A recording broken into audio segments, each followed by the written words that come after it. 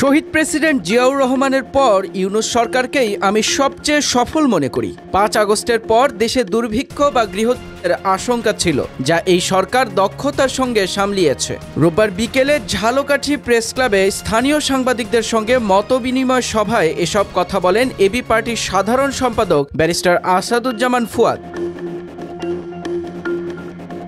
সংসদ কার্যক্রম ও নির্বাচনী প্রসঙ্গেও গুরুত্বপূর্ণ মন্তব্য করে ফুয়াদ বলেন, ৩০০ আসনের এক কক্ষ সংসদই ঠিকভাবে পরিচালনা করা যাচ্ছে না। আরও ১০০ আসন যুক্ত করলে তা ব্যবসায়িক স্বার্থে ব্যবহৃত হবে। গণতান্ত্রিক মূল্যবোধ প্রতিষ্ঠা না হলে দ্বিকক্ষ সংসদের সুফল হবে না, নীতির নতুন দরজা খুলবে।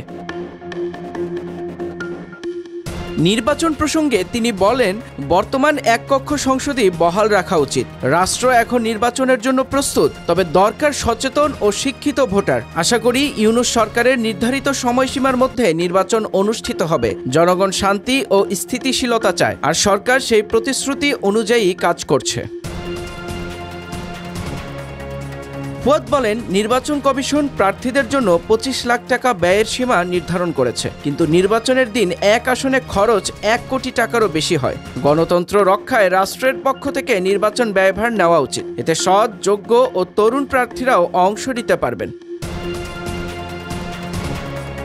সংবিধান প্রসঙ্গে তিনি উল্লেখ করেন, বর্তমান সংবিধান কার্যত জনগণ পরিবর্তন চায়, যা ইউনূস সরকারের অধীনে সম্ভব। সভায় তিনি এবি পার্টির ঝালকাঠি ২ আসনের মনোনীত প্রার্থী শেখ জামাল হোসেনকে সাংবাদিকদের সঙ্গে পরিচয় করিয়ে দেন এবং বলেন, পার্টি নীতিনিষ্ঠ তরুণ নেতৃত্ব গড়ে তুলতে রাজনীতিতে ইতিবাচক ভূমিকা রাখছে।